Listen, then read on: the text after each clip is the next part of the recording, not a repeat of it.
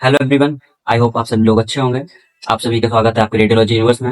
And आज हम बात करने जा रहे हैं आपके फर्स्ट राउंड की सीट अलॉटमेंट पर। जो आपका सीएचईटी का जो फर्स्ट राउंड का काउंसलिंग हुआ था उसका रेट आ चुका है आपका। एंड हम बात करते हैं अब आपका कि आपका रिजल्ट आने का तो अब आपको क्या करना है एंड आपको और क्या नहीं करना है जिस वजह से आपकी सीट आपके हाथ से ना जाए या फिर आप अपनी सीट से हाथ ना धो बैठो। एंड वीडियो के एंड में मैं आपको कुछ ऐसी मिस्टेक्स भी बताऊंगा जो स्टूडेंट्स हर साल करते हैं एंड जिस वजह से उनका एडमिशन रुक जाता है। तो वीडियो को एंड तक जरूर देखें। सबसे पहले ये समझते हैं कि आपका सीट अलॉटमेंट है क्या। तो आपका जो सीट अलॉटमेंट है उसमें आपका क्या होता है कि आपकी जो काउंसलिंग में आपकी जो रैंक आया था, आपके रैंक, आपके मार्क्स, आपकी कैटेगरी एंड आपकी चॉइस फिलिंग के अकॉर्डिंग आपकी जो यूनिवर्सिटी है वो आपको सीट अलॉट करता है, आपका कॉलेज एंड आपका कोर्स अलॉट करता है जो आपको मिल जाता है। एंड सीट अलॉटमेंट जो आपका सीट अलॉटमेंट आने के बाद में आपको करना क्या है, केवल एक्साइट नहीं होना है। एक्साइटमेंट में क्या होता है, आपकी गलतियां हो जाती हैं। अब सीट अलॉटमेंट आने के बाद केवल एक्साइटमेंट नहीं बढ़ता है, जिम्मेदारियां भी बढ़ जाती हैं। क्योंकि अगर आप अपनी जिम्मेदारियां नहीं समझोगे, आप अपनी रेस्पॉन्सिबिलिटी नहीं समझोगे तो सीट आपके हाथ से जा सकता है। क्योंकि अब आपको हर एक स्टेप पर अपना पूरा ध्यान देना चाहिए, क्योंकि आपका हर एक स्टेप आपके लिए बहुत ज्यादा इम्पोर्टेंट होता है। जैसे कि आपका अलॉटमेंट लेटर आया, आपका रिजल्ट डिक्लेयर हुआ, आपको एकदम एक्साइट हुए, खुश हुए, होना भी चाहिए। एंड आपने क्या किया, अपना जो पोर्टल है, आपने अपने पोर्टल पे जाकर लॉग इन किया, अपना अलॉटमेंट लेटर देखा। अब आपकी बात करते हैं कि आपका सीट अलॉटमेंट लेटर क्या है। आपने जैसे ही अपना रिजल्ट देखा, आपने अपने पोर्टल पे जाके लॉग इन किया, आपने देखा कि आपका सीट अलॉटमेंट लेटर आ गया है, तो आप सबसे पहले उसको डाउनलोड कर लें, अपने पीडीएफ फॉर्म में अपने फोन में रखें, जो कि आपके लिए बहुत ज्यादा इंपॉर्टेंट रहेगा, बाद में आपके काम आएगा। एंड एटलीस्ट इसके 3 प्रिंट आउट निकलवा लें, क्योंकि ये डॉक्यूमेंट आपके लिए रिपोर्टिंग के टाइम पर बहुत ज्यादा इंपॉर्टेंट होने वाला है। मेनली बोला जाए तो आपका ये एक इंपॉर्टेंट डॉक्यूमेंट्स में से एक है। जब हम बात करते हैं आपका रिपोर्टिंग टाइम, आपकी कुछ चीजें होती है जो आपको ध्यान रखना चाहिए। रिपोर्टिंग टाइम में सबसे पहले आपका जैसे पोर्टल होता है, तो पोर्टल में आपके गाइडेंस होते हैं, गाइडलाइंस होते हैं। तो गाइडलाइंस चेक कर लेना है कि आपकी जो एडमिशन डेट है, आपकी कब तक एडमिशन डेट है, आप कब तक अपना एडमिशन ले सकते हैं। एंड जब आप रिपोर्टिंग के लिए जाते हैं तो आपके पास आपके सारे डॉक्यूमेंट्स कंप्लीट होने चाहिए। एंड ये मिस्टेक ना करें कि आप लास्ट तक का वेट करें, क्योंकि जितना आप लास्ट तक का वेट करेंगे, मे बी लास्ट में आपका किसी भी रीजन की वजह से आप नहीं टाइम पर पहुंच पाए तो आपका एडमिशन नहीं हो पाएगा एंड आपके हाथ से आपका सीट चला जाएगा। एंड एक और मेन चीज है जो है आपका डॉक्यूमेंटेशन। अब आपके जो डॉक्यूमेंट्स हैं, आपके डॉक्यूमेंट्स कंप्लीट होना बहुत जरूरी है।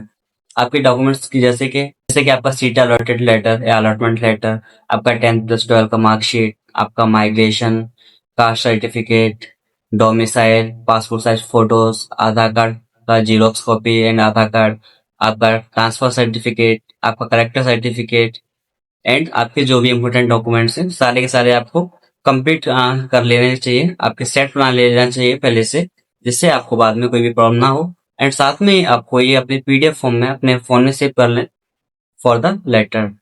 एंड सारे डॉक्यूमेंट्स की कम से कम 3 से 4 सेल्फ अटेस्टेड फोटो कॉपीज भी रखिएगा, जो कि आपके लिए हेल्पफुल रहेगा पहले से अगर आप करके रखते हैं। जब हम बात करते हैं आपका रिपोर्टिंग प्रोसेस क्या होता है।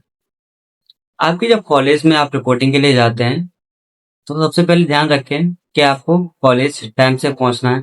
जनरली आपका होता है क्या है कि सबसे पहले आपके डॉक्यूमेंट का वेरिफिकेशन होगा, आपके जो ओरिजिनल डॉक्यूमेंट्स हैं फिर उसके बाद में आपके ओरिजिनल डॉक्यूमेंट का वेरिफिकेशन होगा, आपका एडमिशन फॉर्म फिल वगैरह किया जाएगा एंड आपके पास फीस रिसिप्ट होगा, क्योंकि जब आपने अपनी सीट फीस की होगी तब आपको आपका रिसिप्ट मिला होगा फीस का, तो आपको वो भी अपने साथ लेके जाना है एंड वो आपका एक इम्पोर्टेंट डॉक्यूमेंट में से एक है।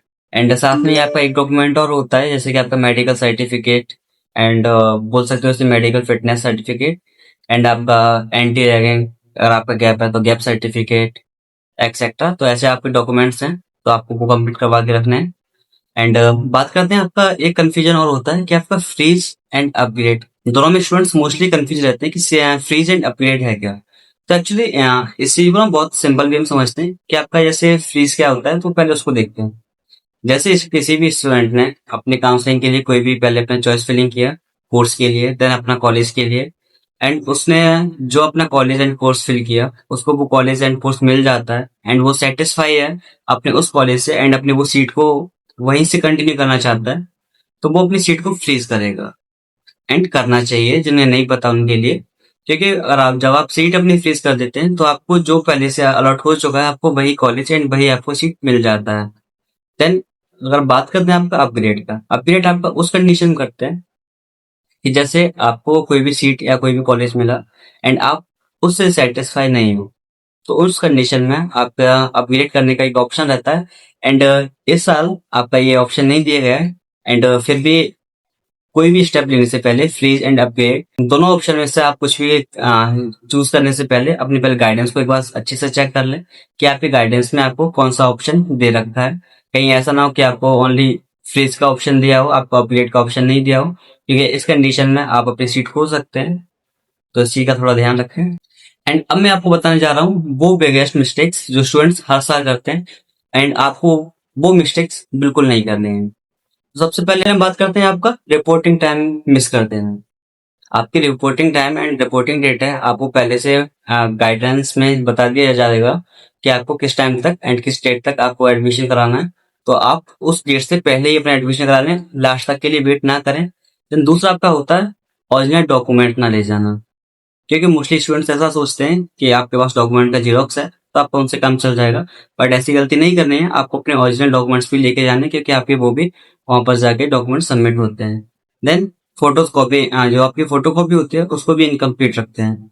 सोचते हैं एक तो फोटो कॉपी से काम चल जाएगा, बट ऐसा नहीं है। आपको कम से कम 4 से 5 सेट अपने बना लेने हैं सारे डॉक्यूमेंट्स का।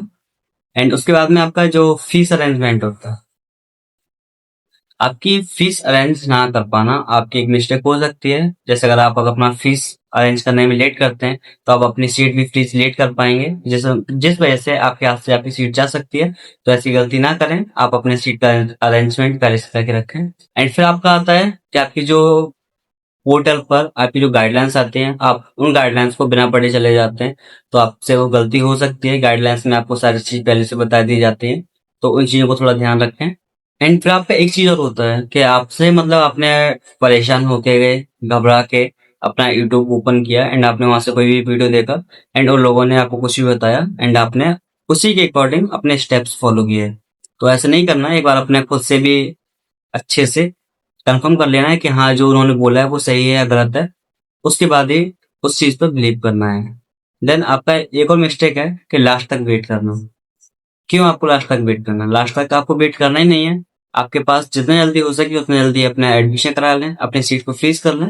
देन आपकी जो मिस्टेक होती है वो होती है कि कॉलेज पहुंचकर पहले से डॉक्यूमेंट को वेरीफाई ना करना। आप अपने कॉलेज लिस्ट तो पहले से पहुंच गए, बट आपने अपने डॉक्यूमेंट्स को सेल्फ अटेस्टेड नहीं किया है, या फिर आपके डॉक्यूमेंट्स में कोई कमी है, आपके वेरिफिकेशन नहीं है, आपके कुछ डॉक्यूमेंट्स इनकम्प्लीट हैं, तो लो तो उन डॉक्यूमेंट्स को आप पहले से अपना कंप्लीट करके रखें। बस आपका ये एक छोटा सा इन्फॉर्मेशन था। एंड अगर आपको वीडियो अगर पसंद आया हो, जो कि आपका CHET 2026 के राउंड 1 काउंसलिंग से रिलेटेड है, अगर आपको वीडियो पसंद आया हो तो वीडियो को लाइक करें, शेयर करें, इस चैनल को सब्सक्राइब करें। एंड ऐसे ही आपके इन्फॉर्मेटिव वीडियोस के लिए आप रेडियोलॉजी यूनिवर्स के साथ में जुड़े रहें। आपके और भी ऐसे इन्फॉर्मेटिव वीडियोस आते रहेंगे। एंड अगर आप चाहते हैं कि आपके राउंड 2 एंड आपके मॉप अप राउंड के लिए आपको हेल्प करूं, मैं आपको लाइव आके सारी चीजें समझाऊं, तो आप मुझे कमेंट सेक्शन में जरूर बताएं। एंड आपको कौन सा कॉलेज मिला है एंड आपको कौन सा कोर्स मिला है, ये चीज भी मुझे भी जरूर बताएं। एंड सब्सक्राइब कर लें आपके रेडियोलॉजी यूनिवर्स को। Thank you.